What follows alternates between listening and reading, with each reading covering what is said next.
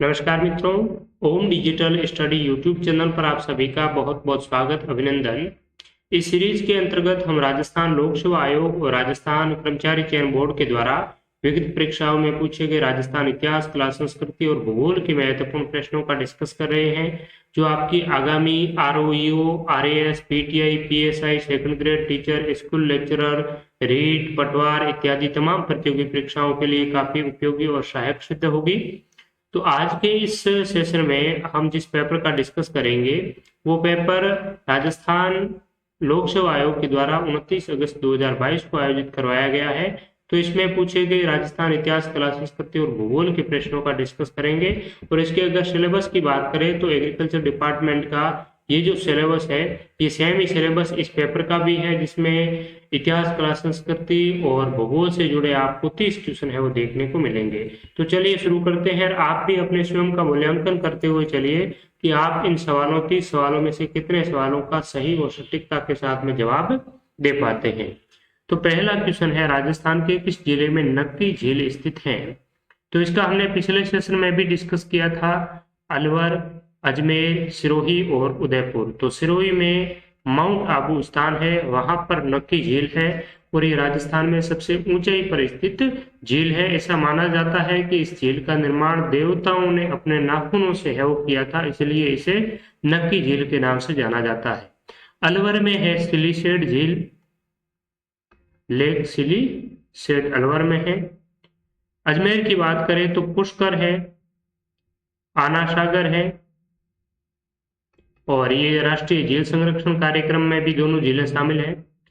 इसके अलावा उदयपुर की बात करें तो पिछोला, फतेह सागर, उदय सागर, जयसमंद इत्यादि अनेक जिले उदयपुर में हैं, इसीलिए उदयपुर को लेक सिटी झीलों की नगरी के नाम से जाना जाता है। नेक्स्ट है, अंग्रेजी पत्र पीप का संबंध किससे था? विजय सिंह पथिक, जयनारायण व्यास, रामनारायण चौधरी और हीरालाल शास्त्री। तो जयनारायण व्यास, जिन्हें मारवाड़ का गांधी कहा जाता है, और अंग्रेजी पीप जो समाचार था, पीप का संबंध भी जयनारायण व्यास से ही था। जयनारायण व्यास ने एक समाचार पत्र और लिखा था जिसका नाम है आगी बाण। तो आगी बाण पीप, और इन्होंने एक पोपा बाई की पोल नामक पुस्तक लिखी है। पोपा बाई की पोल ये किसने लिखी है? जयनारायण व्यास ने। ठीक है। अगर बात करें हीरालाल शास्त्री की, तो हीरालाल शास्त्री की एक जीवनी है जिन्हें आप ध्यान में रखिए। इस जीवनी का नाम है प्रत्यक्ष जीवन शास्त्र। क्या नाम है? प्रत्यक्ष जीवन शास्त्र, शास्त्री जी की जीवनी है। और रामनारायण चौधरी ने 2 समाचार पत्र है जिनका नाम है तरुण राजस्थान और डेली हेराल्ड नामक समाचार पत्र है, वो रामनारायण चौधरी ने लिखे थे, प्रकाशित करवाए थे। नेक्स्ट है, बर, परवेरिया, शिवपुरा, देबारी और सूरा का संबंध है। तो ये क्या है? पर्वत चोटियां हैं, दर्रा है, घाटी है, पठारी क्षेत्र है। तो ये अरावली, मध्य अरावली में स्थित पर्वत दर्रा है। बर, परवेरिया, शिवपुरा और देबारी ये आपके ब्यावर में स्थित दर्रों के नाम है, अरावली के दर्रे हैं। ठीक है, तो इसमें 2 राइट आंसर हो जाएगा। नेक्स्ट है, 2011 की जनगणना के अनुसार राजस्थान में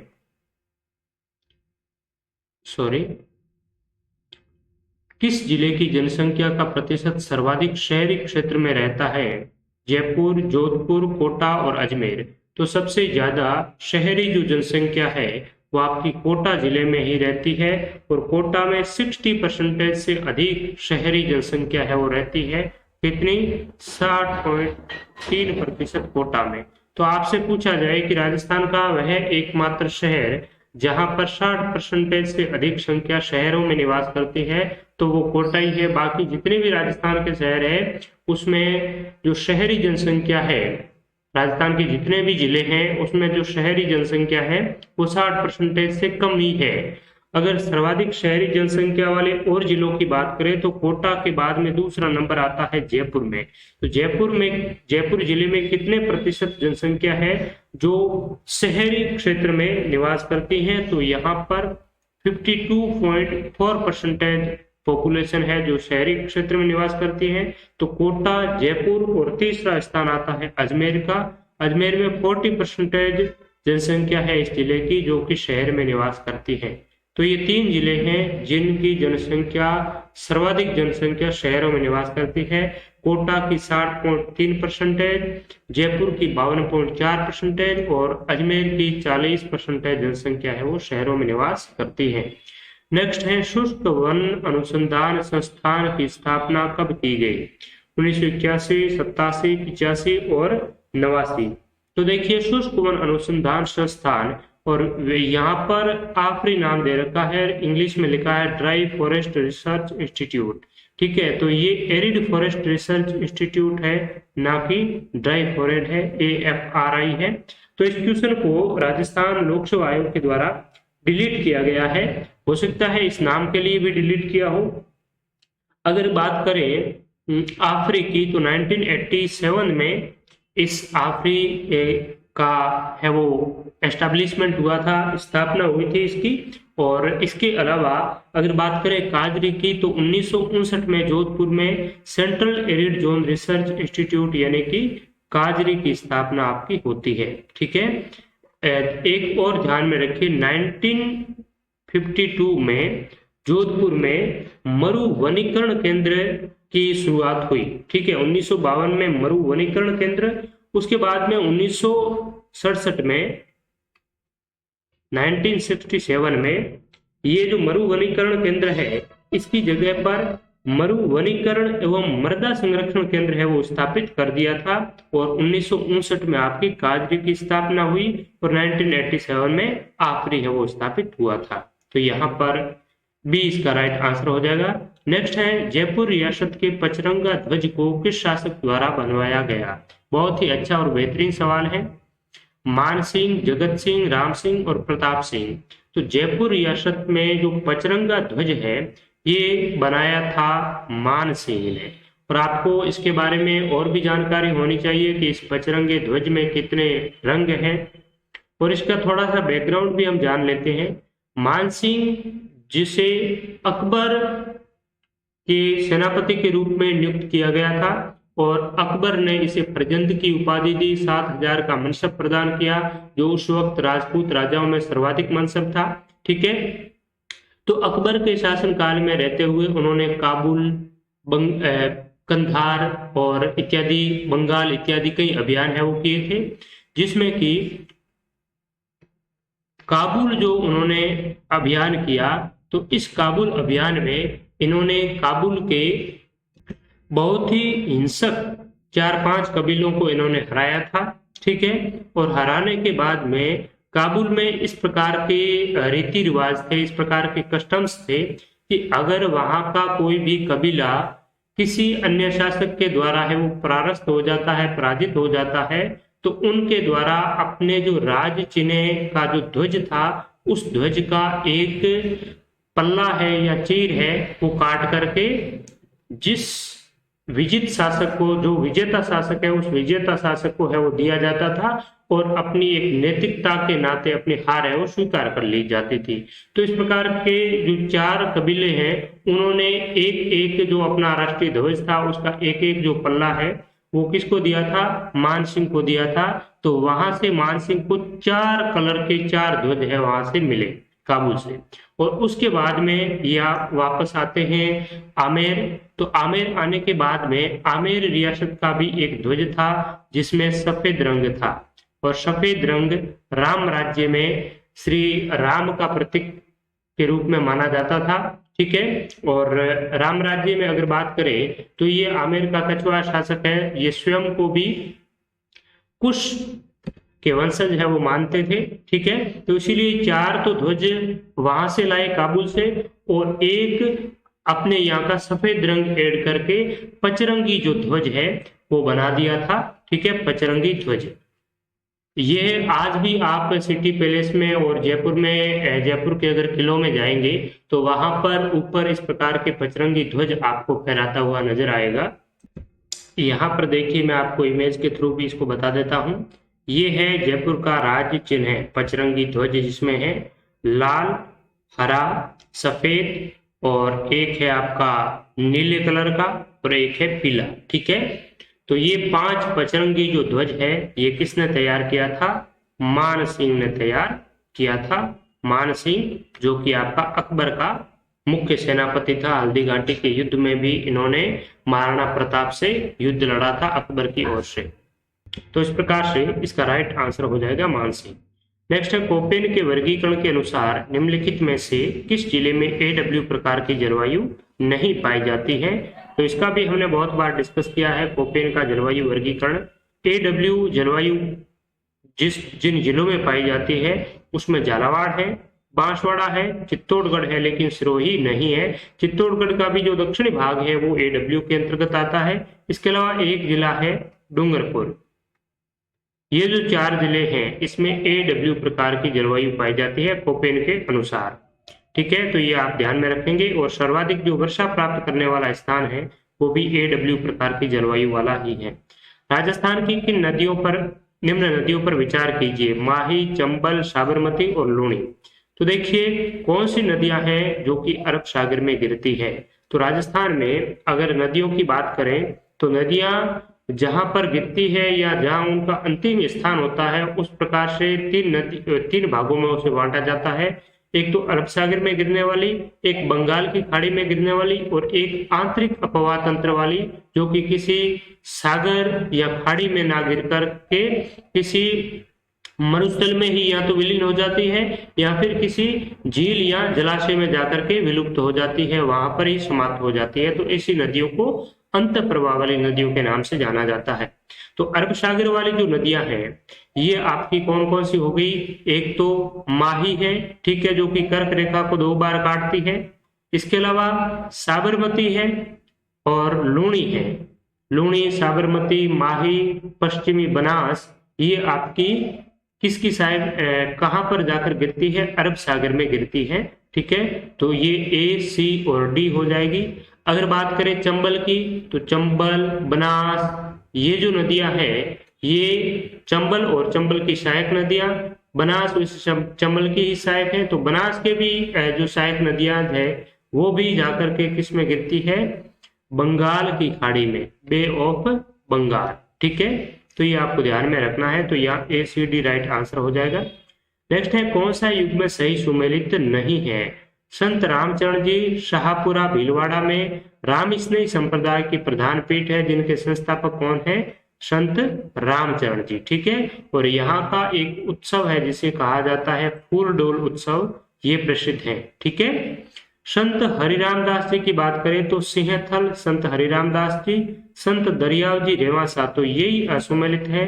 संत दरियाव जी की जो प्रधान पीठ है वो नागौर के रेण में है। ठीक है, और संत रामदास जी खेड़ापा जोधपुर। ठीक है, तो ये आपके रामस्नेही संप्रदाय की 4 पीठें हैं जिसकी प्रधान पीठ तो रामचरण जी के द्वारा स्थापित है शाहपुरा भीलवाड़ा में, और बाकी वाली 3 है, एक तो दरियाव जी के द्वारा रेण नागौर में, संत हरिराम दास जी के द्वारा सिंहथल बीकानेर में और संत रामदास जी के द्वारा खेड़ापा जोधपुर में है। तो ये 4 रामस्नेही संप्रदाय की पीठें हैं जिनको ध्यान में रखना है। पिछले सेशन में भी हमने कई बार इसके बारे में डिस्कस भी किया है। इसमें एक आप ध्यान में रखिए, संत रामचरण जी के जो उपदेश है वो एक ग्रंथ में संकलित है जिसका नाम है अणभे वाणी। तो अणभे वाणी में किसके उपदेश संकलित है, संत रामचरण जी के, और यहाँ का शाहपुरा का फूल डोल उत्सव है वो काफी प्रसिद्ध है। नेक्स्ट है, किस शासक ने राजस्थान यूनियन बनाने के उद्देश्य से 25 से 26 जून 1946 को सम्मेलन आमंत्रित किया था। शार्दुल सिंह, सवाई मान सिंह, भूपाल सिंह और जवाहर सिंह। तो मेवाड़ के महाराणा भूपाल सिंह ने जब राजस्थान का एकीकरण नहीं हुआ था, तो एकीकरण के प्रारंभिक चरण में एकीकरण जब शुरू नहीं हुआ था तो उससे पहले ही इन्होंने एक राजस्थान यूनियन बनाने के उद्देश्य से राजपूत राजाओं का एक सम्मेलन आयोजित किया था 25 और 26 जून 1946 को, जिसमें कि राजस्थान के राजा, गुजरात के शासक और मालवा के शासक, ये जो 3 राज्य हैं, यहाँ के शासकों को इन्होंने एक सम्मेलन बुला करके कहाँ बुलाया, सम्मेलन के रूप में उदयपुर में इनको आमंत्रित किया और 25 और 26 जून को यहाँ पर सम्मेलन रखा जिसमें 22 राजाओं ने भाग लिया। ठीक है, तो ये ध्यान में रखना है, सम्मेलन कब बुलाया, कहाँ बुलाया, तो 25-26 जून 1946 को मेवाड़ के महाराणा भूपाल सिंह ने उदयपुर में देशी राजाओं का एक सम्मेलन बुलाया, जिसमें राजस्थान, गुजरात और मालवा के 22 देशी राजा है वो सम्मिलित हुए। और इस सम्मेलन का उद्देश्य ये था कि एक राजस्थान यूनियन बनाना, एक राजस्थान संघ बनाना। और ये जो राजस्थान संघ है ये आपका एक प्रकार से संघात्मक, जिस प्रकार से शासन व्यवस्था होती है लोकतांत्रिक देश में, उसी प्रकार से कार्य करेगा, जिसका एक विधानमंडल होगा और जिसमें 2 सदन रखे जाने की बात है वो कही गई थी। ठीक है, तो एक सदन में तो जितने भी जो रियासत है तो उन रियासतों का एक रिप्रेजेंटेटिव होगा, और दूसरे जो सदन है जिसे निम्न सदन कहा गया था, तो उस निम्न सदन में निर्वाचित प्रत्येक जो आपका कॉन्स्टिट्यूएंसी है, प्रत्येक जो रियासत है वहां से निर्वाचित जो शासक है वो चुनाव के माध्यम से जनता के द्वारा चुन करके वहां का प्रतिनिधित्व करेगा। तो इस प्रकार से राजस्थान यूनियन का एक उद्देश्य है वो लेकर चले थे। इसके बाद में मई 1947 में इसकी दूसरी बैठक भी हुई, कई राजाओं ने इसमें हिस्सा भी लिया, लेकिन राजस्थान की कुछ बड़ी रियासतें जिसमें जयपुर, बीकानेर, जोधपुर, तो इन्होंने इस में ज्यादा रुचि नहीं दिखाई और अंततः ये राजस्थान यूनियन का प्लान है वो फेल हो गया था। ठीक है, तो ये यूनियन बनाने का प्रयास है वो भूपाल सिंह ने किया था, मेवाड़ के महाराणा। इसके अलावा जयपुर के मानसिंह ने भी एक राज्यों का संघ बनाने का है वो प्रस्ताव किया था। वीटी कृष्णाचार्य उसके दीवान थे, तो उन पर विचार विमर्श करते हुए उन्होंने भी राज्यों का संघ बनाने का प्रयास किया, लेकिन वो भी असफल रहा। हाड़ौती के जो कोटा के शासक भीम सिंह हैं, उन्होंने भी एक हाड़ौती संघ बनाने का प्रस्ताव किया। वांगड़ के शासक ने भी जो आपका वांगड़ संघ है इस प्रकार का संघ बनाने का है वो प्रस्ताव किया था, लेकिन ये सारे के सारे आपके अंततः अंतिम रूप तक नहीं पहुंच पाए और फाइनली राजस्थान का जो एकीकरण है वो करके एक राजस्थान नाम से स्टेट है वो फाइनली आपका गठित हो पाया। नेक्स्ट है बाप बोल्डर बेल्ट राजस्थान के। बाप बोल्डर बेल्ट राजस्थान के किस जिले में स्थित है? जो जैसलमेर, जोधपुर, बीकानेर, हनुमानगढ़। तो बाप बोल्डर बेल्ट ये कहां पर है? जोधपुर में है। और बाप क्या है? तो ये जोधपुर का एक गांव है और इसी जोधपुर के बाप गांव के आसपास में जो आपके बालूकाश्म है, बालूकाश्म यानी कि बालू का पत्थर है, ठीक है, गोल बालू का पत्थर है यहाँ पर बड़ी बड़ी मात्रा में, और ऐसे माने जाते हैं कि ये हिमवाहित बालू का पत्थर है। ठीक है, तो इसे बाप बोल्डर बेड के नाम से जाना जाता है। और एक यहाँ पर बहादुरा के आसपास में बहादुराक्ष्म यानी कि बहादुराक्ष्म है। ठीक है, तो ये बाप बोल्डर और बहादुराक्ष्म ये आपके दोनों ही क्या है? जोधपुर में स्थित कुछ बालू का हिमवाहित और जीवाश्म के प्रमुख यहाँ पर आपको लक्षण देखने को मिल जाएंगे। और ये माना जाता है कि विशेष तौर पर जो मालानी अग्नि शैल है, विंध्यन महासमूह और अरावली महासमूह की शैलों से निर्मित है वो बताए गए हैं। नेक्स्ट है कौन सा सुशिर वाद्य नहीं है? अलगोजा, रबाज, मशक और नड़। तो रबाज है ये आपका सुशिर वाद्य नहीं है। सुशिर वाद्य ऐसा होता है जिसे फूंक देकर बजाया जाता है। ठीक है, तो अलगोजा ये राजस्थान का क्या है? राज्य लोक वाद्य यंत्र है अलगोजा, जो कि 2 बांसुरी को एक साथ में जब किया जाता है तो उसी प्रकार से अलगोजा है वो एक वाद्य यंत्र के रूप में वो बनता है, ठीक बांसुरी जैसा ही होता है। ठीक है, मशक, नड़ ये भी आपके सुशिर वाद्य है। कर्णा जो भील है, कर्णा भील ये प्रसिद्ध नड़ वादक है। ठीक है, तो रबाज ये आपका तत्वाद्य है ना कि सुशिर वाद्य। नेक्स्ट है राजस्थान में वैष्णव धर्म का प्राचीनतम अभिलेख कहां से प्राप्त होता है? गोसुंडी, नागसा, बरनाला और मंडोर। तो गोसुंडी जो कि आपकी नगरी चित्तौड़गढ़ के आसपास में है, यहाँ पर वैष्णव धर्म का प्राचीनतम अभिलेख, प्राचीनतम तो कब का है? तो 2री शताब्दी ईसा पूर्व यानी कि ईसा के जन्म से 2 शताब्दी पहले का ये आपका वैष्णव धर्म का गोसुंडी अभिलेख या गोसुंडी शिलालेख है। ठीक है, नगरी चित्तौड़गढ़ में है, गोसुंडा गांव है चित्तौड़गढ़ में, वहां से ये शिलालेख प्राप्त हुआ है। और इससे संबंधित आपको ये भी ध्यान में रखना है कि ये कौन सी लिपि में और किस भाषा में लिखा हुआ है। तो इसकी जो लिपि है वो तो है ब्राह्मी, ठीक है, और भाषा है वो है संस्कृत। तो लिपि और भाषा में आपको ध्यान में रखना है। वर्तमान में जो हम जो लिख रहे हैं तो हमारी जो भाषा क्या है, हिंदी है, लेकिन हिंदी की लिपि कौन सी है, देवनागरी है, ठीक है। तो इसी प्रकार से इसकी भी भाषा कौन सी है, संस्कृत है, और लिपि है ये आपकी ब्राह्मी लिपि है, ठीक है। तो ये आपको ध्यान में रखना है। गोशुंडी शिलालेख जो कि वैष्णव धर्म का प्राचीनतम शिलालेख माना जाता है राजस्थान में। नेक्स्ट है जायका राजस्थान के किस क्षेत्र में कार्य करती है। तो जायका जापानीज इंटरनेशनल कोऑपरेशन एजेंसी इसका फुल फॉर्म है, और ये मैंने आपको पिछले सेशन में भी बताया था। विकल्प एक है मरु क्षेत्र खाद्य प्रसंस्करण, जल क्षेत्र आजीविका सुधार, गैर परंपरागत ऊर्जा स्रोत, सत्कार एवं पर्यटन क्षेत्र है। तो इन्होंने 2-3 राजस्थान में प्रोजेक्ट शुरू कर रखे हैं, जायका ने, जापानीज इंटरनेशनल कोऑपरेशन एजेंसी ने। एक तो जल क्षेत्र आजीविका सुधार परियोजना, इसके अलावा राजस्थान में जो फ्लोरोसिस है तो फ्लोरोसिस निराकरण और सुधार परियोजना भी इसी के द्वारा शुरुआत की गई है। और एक है राजस्थान जैव विविधता और वानिकी परियोजना, राजस्थान जैव विविधता एवं वानिकी परियोजना का फेज सेकंड है।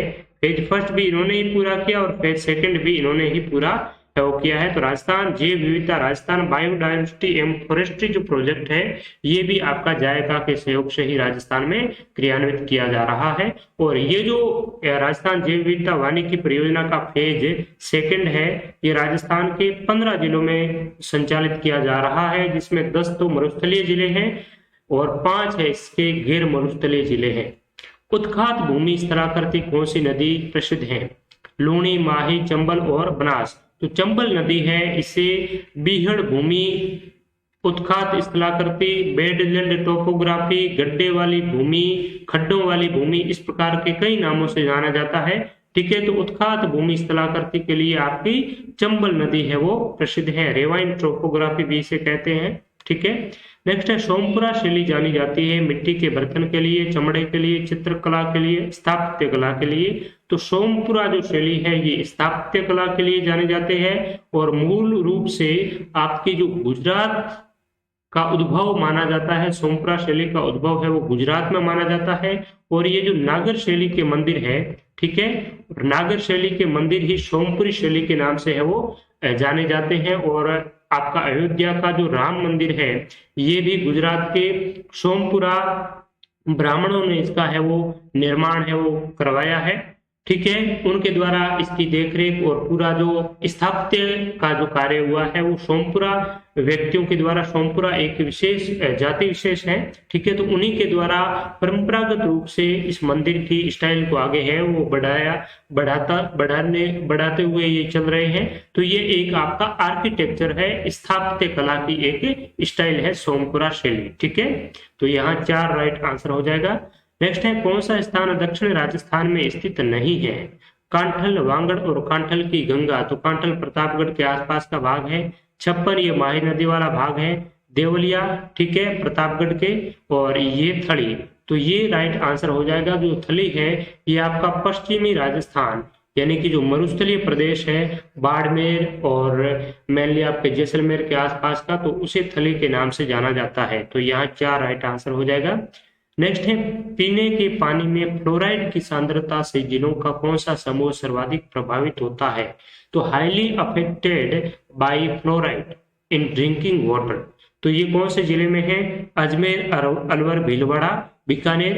तो मोस्टली हमने यही सुना है कि भाई अजमेर, नागौर में एक कुबड़ पट्टी के नाम से जानी जाती है जहां पर सर्वाधिक फ्लोराइड है और उसकी वजह से लोगों की जो हड्डियां हैं वो हड्डियां धीरे धीरे है वो मुड़नी शुरू हो गई है और वो लोग कुबड़ के शिकार होने लग गए हैं। लेकिन यहाँ पर वर्तमान में धीरे धीरे क्या है कि ये जो आपकी फ्लोराइड की सांद्रता वगैरह है, तो डे बाय डे जिस प्रकार से नए डेटा आते रहते हैं, नए सर्वे होते रहते हैं, इस प्रकार से उन जिलों को में भी परिवर्तन होता रहता है। तो वर्तमान में अगर पीने के पानी में फ्लोराइड की सर्वाधिक जो कंसंट्रेशन की बात करें तो वो है जालोर, बाड़मेर, सिरोही और बांसवाड़ा जिले में। तो इसमें राइट आंसर है अकॉर्डिंग टू आरपीएससी विकल्प नंबर 2 सही है, जालोर, बाड़मेर, सिरोही और बांसवाड़ा। ठीक है। नेक्स्ट है, सन 2011 की जनगणना के अनुसार राज्य में महिलाओं की न्यूनतम साक्षरता प्रतिशत वाला जिला कौन सा है? तो महिलाओं की न्यूनतम लिटरेसी रेट है वो कौन सी है? जालोर जिले में है। ठीक है। और जालोर में महिला की साक्षरता है वो 38.5% है। ठीक है। और सर्वाधिक महिला जो साक्षरता है वो अगर आपसे पूछा जाए तो सर्वाधिक महिला साक्षरता कोटा जिले में है। कोटा की कितनी है? तो कोटा की सर्वाधिक जो महिला साक्षरता है वो आपकी 65.9% है। ठीक है, 65.9%। उसके बाद में जयपुर और झुंझुनू आता है। तो न्यूनतम बात करें तो जालोर की है। नेक्स्ट है, मेवाड़ के निम्न शासकों का सही कालक्रम कौन सा है? हम्मीर, क्षेत्र सिंह, लक्ष्य सिंह और मुकल। तो ये इसका सही कालक्रम है। हम्मीर, तो हम्मीर की बात करें तो हम्मीर देव चौहान नहीं है, ये हम्मीर सिसोदा है, मेवाड़ का शासक। हम्मीर देव चौहान कहाँ का था? ये तो आपका रणथंभौर का शासक था। ठीक है, जो अलाउद्दीन खिलजी के साथ में युद्ध करते हुए 1301 में वीरगति को प्राप्त हो गए थे।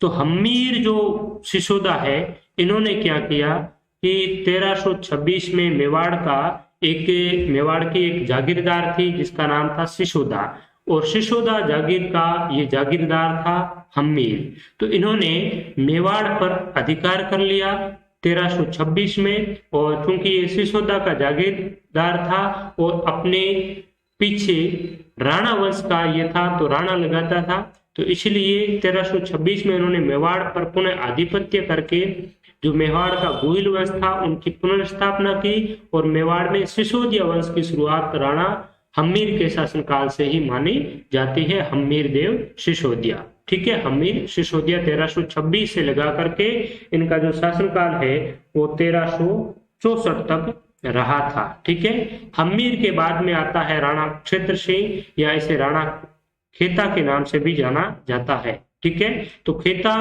बूंदी के शासकों के साथ में युद्ध करते हुए है वो मारा गया था। उसके बाद में राणा लाखा आया। लाखा के काल में चांदी में जो जावर में चांदी की खाने हैं उसकी खोज की गई, पिछोला झील का भी निर्माण करवाया, और अपने पिता खेता के मौत का बदला लेने के लिए उन्होंने बूंदी में एक नकली दुर्ग बना करके बूंदी पर विजय का है वो प्रयास है वो किया था, ढकोसला किया था। और इस दौरान बूंदी का एक पराक्रमी व्यक्ति कुंभाहाड़ा है वो मौत का शिकार हो गया, वीरगति को प्राप्त हो गया था। ठीक है। तो हम्मीर के बाद में खेता आता है। खेता के अगर शासनकाल की बात करें तो ये 1364 से लगा करके 1382 तक क्षेत्र सिंह रहता है। ठीक है। और 1382 से लेकर के राणा लाखा की बात करें तो 1421 तक राणा लाखा या लक्ष्य सिंह रहता है, और इसके बाद में 1421 से लगा करके 1433 तक ये आपका मोकल आता है। मोकल के बाद में कुंभा आता है। ठीक है। तो ये इनका सही कालक्रम है। और हम्मीर के बारे में बात करें तो हम्मीर को कुंभलगढ़ प्रशस्ति में विषम घाटी पंचानन की संज्ञा दी गई है, और इसे मेवाड़ का उद्धारक माना जाता है। तो यहाँ विकल्प 1 इसका सही और सटीक उत्तर हो जाएगा। नेक्स्ट है, किस स्थान पर सरस्वती नदी के लुप्त होने का उल्लेख महाभारत में हुआ था?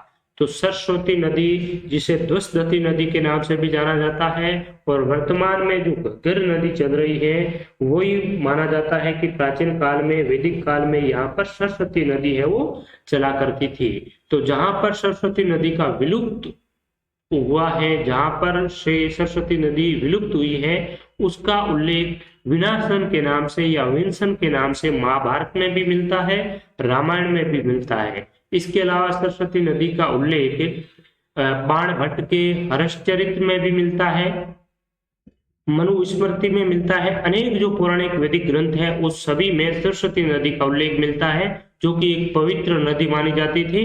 ठीक है, और मरुस्थल का जो आसपास का जो भाग है उसे उस विनाशन नामक स्थान पर इस जो नदी है सरस्वती इसका है वो विलुप्त ये हो गई थी। और इसका जो अन्य नाम है, महाभारत में इस नदी को वेदवती भी कहा गया है, वेदवती,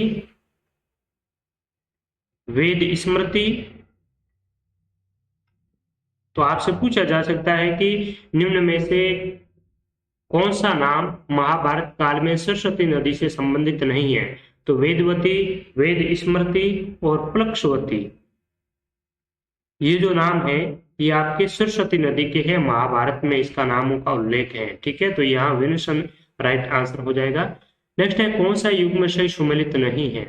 हम्मीर रासो, जोधराज और सारंगधर दो व्यक्ति हैं जिन्होंने हम्मीर रासो नामक ग्रंथ लिखा है। बिसलदेव रासो नरपति नाल है, हुमाण रासो जयानक। तो यही राइट आंसर हो जाएगा। हुमाण रासो के रचयिता कौन थे? दलपत विजय, और जयानक ने लिखा था पृथ्वीराज विजय, पृथ्वीराज विजय, जो कि चौहानों के इतिहास के बारे में जानकारी प्रदान करता है। नेक्स्ट है, किलकिला तोप का संबंध किस दुर्ग से है? आमेर, मेहरानगढ़, जूनागढ़, चित्तौड़गढ़। तो आमेर जो मेहरानगढ़ दुर्ग है जोधपुर का, इसमें किलकिला है, इसके अलावा शंभू बाण है, कड़क बिजली है, किलकिला, शंभू बाण, कड़क बिजली, धूड़ धानी, गजनी खान, इस प्रकार की अनेक तोपें हैं वो मेहरानगढ़ दुर्ग में रखी हुई है। ठीक है, तो यहाँ दो राइट आंसर हो जाएगा। इसके अलावा मेहरानगढ़ दुर्ग का एक चोखीलाव महल है जिससे संबंधित काफी बार प्रश्न है वो पूछा जाता है। तो चोखीलाव महल भी आपका मेहरानगढ़ दुर्ग में ही है। नेक्स्ट है, प्रोजेक्ट बस्टर्ड के संदर्भ में कौन सा कथन सही है? तो प्रोजेक्ट बस्टर्ड क्या है? विकल्प एक है, ये घास के मैदान पारिस्थितिकी के संरक्षण से संबंधित है। पर्यावरण विकास और पर्यावरण पर्यटन गतिविधियों में स्थानीय लोगों को शामिल करना। इसे वन्यजीव संरक्षण एक्ट 1972 के तहत लागू किया गया। इस प्रजाति की रक्षा के लिए प्रोजेक्ट ग्रेट इंडियन बस्टर्ड को पर्यावरण मंत्रालय ने शुरू किया। तो इसमें राइट आंसर 4 हो जाएगा। प्रोजेक्ट जो बस्टर्ड है, ये प्रोजेक्ट बस्टर्ड 3 त्रिपक्षीय करार से सम जैसलमेर में गोडावण के संरक्षण के लिए है वो शुरू किया गया था। तो इसमें आपसे पूछा जा सकता है कि इसमें त्रिपक्षीय जो करार है, एमओयू है, वो किन किन्नों ने किया है? तो एक तो भारत सरकार का पर्यावरण मंत्रालय, एक है राजस्थान सरकार, और एक है इसमें भारतीय वन्य जीव संस्थान, भारतीय वन्य जीव संस्थान। क्योंकि आपको पता है राजस्थान का राज्य पक्षी गोडावण जो कि क्रिटिकली इंडेंजर्ड श्रेणी का वन्य जीव घोषित किया जा चुका है। ठीक है, रेड डेटा लिस्ट में भी लिस्टेड किया हुआ है। तो ये गंभीर जो संकटापन्न प्रजाति है, इसके संरक्षण के लिए जैसलमेर के सम में कृत्रिम प्रजनन केंद्र है वो शुरू किया गया है, और इसलिए ये प्रोजेक्ट बस्टर्ड के तहत इसका संरक्षण है वो किया जा रहा है। तो राइट आंसर हो जाएगा इसका विकल्प नंबर 4। नेक्स्ट है, ललित ललाम ग्रंथ के लेखक कौन है? तो ललित ललाम के लेखक है मत्तीराम। 1 नंबर राइट आंसर है इसका। ढटकी उपबोली किस भाषा से संबंधित है? मेवाड़ी, ढूंढाड़ी, मारवाड़ी और हाड़ौती। तो ढटकी, इसके अलावा थली है, खेराड़ी है, गोडवाड़ी है। ढटकी, थली, खेराड़ी, गोडवाड़ी, ये सारी की सारी किसकी है? मारवाड़ी की ही उपबोली है। ठीक है, ढूंढाड़ी की बात करें तो राजावाटी, तोरावाटी, नागरचोल, काठेड़ी, ये सारी की सारी किसकी उपबोली है? ढूंढाड़ी की उपबोली है, आपको ध्यान में रखना है। नेक्स्ट है, महान सीमा भ्रंश जो ग्रेट बाउंड्री फॉल्ट जीबीएफ के नाम से जाना जाता है, कौन से जिले से होकर नहीं गुजरता है? कोटा, चित्तौड़गढ़, सवाई माधोपुर और भीलवाड़ा। तो कोटा से गुजरता है, चित्तौड़ से भी, सवाई माधोपुर से, लेकिन भीलवाड़ा से जीबीएफ है, ग्रेट बाउंड्री फॉल्ट है। ये एक महान सीमा भ्रंश है जो कि भीलवाड़ा से होकर के नहीं गुजरता है। ठीक है। ये मेनली आपका अरावली पर्वतमाला और विंध्यन जो पर्वत श्रेणी है, इनको दो भागों में विभाजित करने वाली महान सीमा भ्रंश रेखा है। किस चौहान रानी ने अपने नाम से सिक्के चलवाए? कर्पूरी देवी, शायरी देवी, सोमल देवी, शायली देवी। तो कर्पूरी देवी ये तो आपकी पृथ्वीराज चौहान तृतीय की माता थी, और सोमल देवी ये आपके अजमेर के शासक हैं जिनका नाम है अजय राज। और अजय राज ने सिक्के चलाए थे तांबे और चांदी के, जिनका नाम है अजय प्रियद्रम।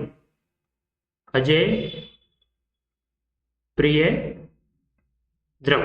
और इस सिक्कों पर सोमल देवी का भी नाम अंकित रहता था, ठीक है। तो ये जो सिक्के हैं वो चौहान रानी सोमल देवी ने, ऐसा माना जाता है, कुछ इतिहासकार बताते हैं, कुछ ऑथेंटिक बुकों में भी ये मिलता है कि अजयराज ने अजय प्रियद्रम नाम के सिक्के चलाए, जिस पर सोमल देवी का नाम भी अंकित था। और कुछ इतिहासकार मानते हैं कि ये सिक्के अपने ही नाम से अजय राज की रानी सोमल देवी ने चलाया था। तो जो भी है आपको ध्यान में रखना है, अजय राज ने अजय प्रियद्रम सिक्के भी चलाई और सोमल देवी ने अपने नाम से सिक्के चलाए। ये सोमल देवी अजय राज की ही पत्नी थी और अजय राज अजमेर के संस्थापक थे। इन्होंने अजमेर नगर है वो बसाया था, ठीक है। तो यहाँ राइट आंसर हो जाएगा सोमल देवी। नेक्स्ट है 2001 से 11 के दशक में न्यूनतम दशकीय जनसंख्या वृद्धि दर वाला जिला है। पाली, बूंदी, श्रीगंगानगर, सीकर। पिछले ही सेशन में मैंने आपको बताया था श्री गंगानगर की दशकीय जनसंख्या वृद्धि दर कितनी है, 10% है, जो कि सबसे न्यूनतम है। और सर्वाधिक आपसे पूछी जाए तो वो कौन से जिले की है? बाड़मेर की जनसंख्या वृद्धि दर सबसे ज्यादा है, 32.5 है बाड़मेर की, ठीक है। कुसुम्बा किस से संबंधित है? विवाह संस्कार, व्यंजन, खाद्य सामग्री, अफीम एवं शराब, परंपरागत हथियार। तो कुसुम्बा अफीम और शराब से संबंधित है। पश्चिमी राजस्थान में मारवाड़ में विशेष तौर पर जो शादी विवाह में जो अफीम है उसकी मनुहार वगैरह होती है, तो अफीम को विशेष तौर पर कुसुम्बा के नाम से जाना जाता है, ठीक है। तो ये कुसुम्बा अफीम और शराब से संबंधित है, तो विकल्प नंबर इसमें 3 हो जाएगा। तो इस पेपर में जितने भी प्रश्न थे उनका हमने डिस्कस किया। उम्मीद करता हूं आपको ये सेशन पसंद आया होगा, अच्छा लगा होगा और आगामी आपकी प्रतियोगी परीक्षाओं के लिए निश्चित रूप से अत्यंत सहायक सिद्ध होगा। तो नियमित तौर पर इस सेशन से आप लाभान्वित होते रहें, अपने मित्रों के साथ में इसे जरूर शेयर करें। और बेहतरीन तैयारी के लिए आप Om digital study mobile application download करके उससे EORO, AN, second grade teacher, PTI इत्यादि विभिन्न प्रतियोगी परीक्षाओं के बेहतरीन टेस्ट सीरीज से टॉपिक वाइज आप प्रैक्टिस भी कर सकते हैं। तो आप सभी का बहुत बहुत धन्यवाद। और इस वीडियो के डिस्क्रिप्शन में आपको mobile application, Telegram channel, Instagram इत्यादि विभिन्न सोशल मीडिया प्लेटफॉर्म की लिंक मिल जाएगी, जिसके माध्यम से आप है वो हमसे जुड़ सकते हैं। और भी आपके कुछ क्वेरीज हो, डाउट हो, कुछ सुझाव हो, तो इस वीडियो के कमेंट सेक्शन में आप जरूर बताएं। आप सभी का धन्यवाद। नमस्कार।